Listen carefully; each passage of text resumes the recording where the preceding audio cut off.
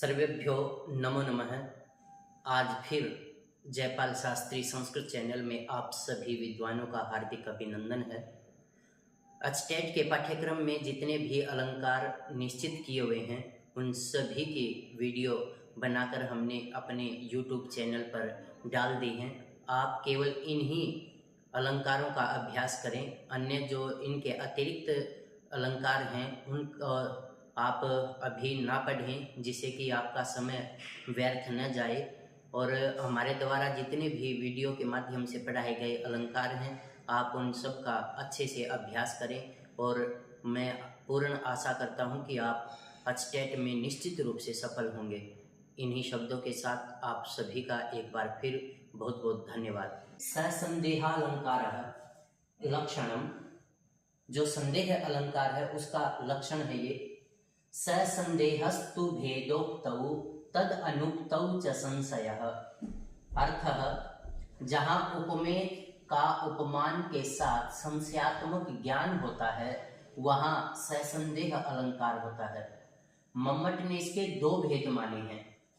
इसके कहने का अभिप्राय क्या है कि जो भी उपमेय है उसका उपमान के साथ जहाँ संशय पैदा हो जाए, जहाँ पर भी आपको भ्रम पैदा हो जाए, वो आपका संदेह अलंकार कहलाएगा।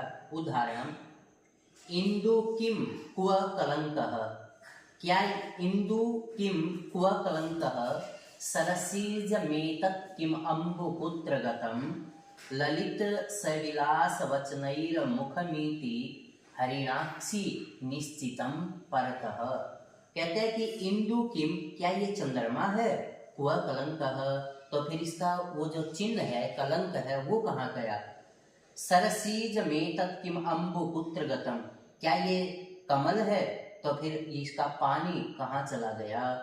ललित सविलास वचनैहि मुखमीति हरिणाक्षी, तो कहता है कि ललित सुंदर विलास से युक्त वचनों को बोलने से मुख है सुंदर जिसका, ऐसी हरिणाक्षी और मृग के समान नैनों वाली निश्चितम परतः, अर्थात ये निश्चित रूप से है। यहाँ पर संशय होने पर ससंदेह अलंकार है। इसके दो भेद बतलाए हैं। मम्मट ने भी इसके दो ही भेद माने हैं। भ्रांति मानालंकारः लक्षणम, भ्रांति मानन्य संवित् तत्तुल्य दर्शने। कहता है कि जहाँ पर उपमेय और उपमान में समान तुलना अर्थात साम्य हो, एक जैसा ही दिखाया जाए, वहाँ पर भ्रांतिमान अलंकार होगा।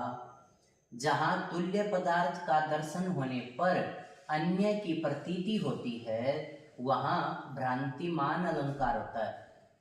जैसे चांदनी को देख करके मार्जार जो बिलाव है उसने दूध की प्रतीति कर ली, तो यहाँ क्या हो गया, भ्रांति हो गई कि भाई ये चांदनी है या दूध है, तो वहां पर आपका भ्रांतिमान अलंकार होगा।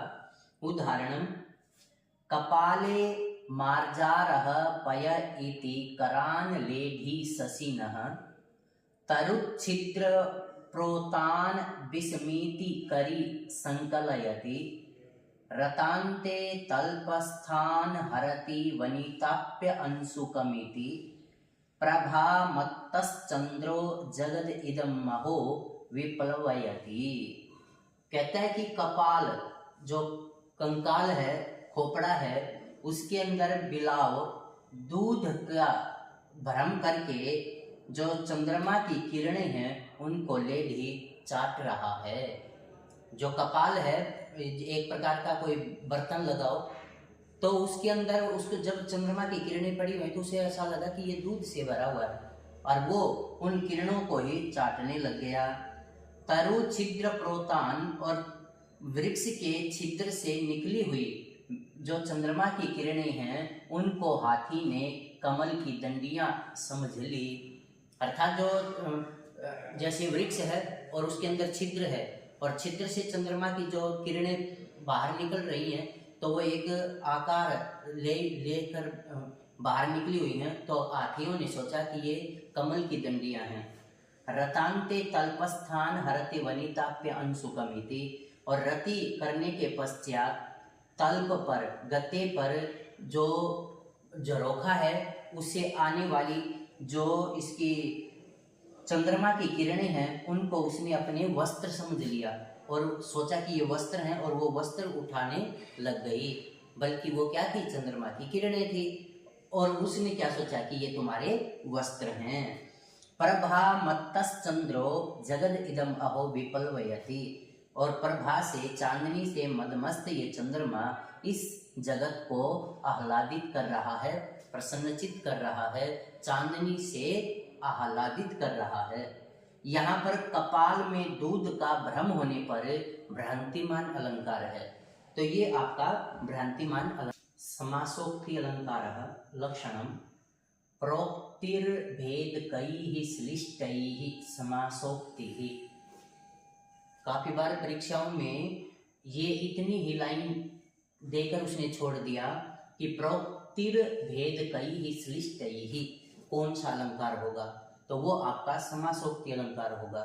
आपका जो पीजीटी या टीजीटी का जो स्क्रीनिंग हुआ है उसमें ये प्रश्न आया हुआ है। इसका अर्थ है कि श्लिष्ट विशेषणों द्वारा अपृक्त अर्थ का बोधन समासोक्ति अलंकार है। उदाहरण, लब्ध्वा तव बाहु स्पर्शम यस्याः स कोप्य उल्लासः जय लक्ष्मीस्तव विरहे न खलु उज्ज्वला दुर्बला ननुषा। कहता है कि तुम्हारे बाहु का स्पर्श प्राप्त करके जिसकी बहुत ज्यादा खुशी होती थी वो जय लक्ष्मी अब तुम्हारे विरह के कारण दुर्बल हो गई है, न कि उज्जवल है, अर्थात वो कांति से हीन हो गई है। तो यहाँ पर जय लक्ष्मी शब्द का कांता ही अर्थ नहीं है, इसलिए यहाँ पर आपका समासोक्ति अलंकार हो जाएगा।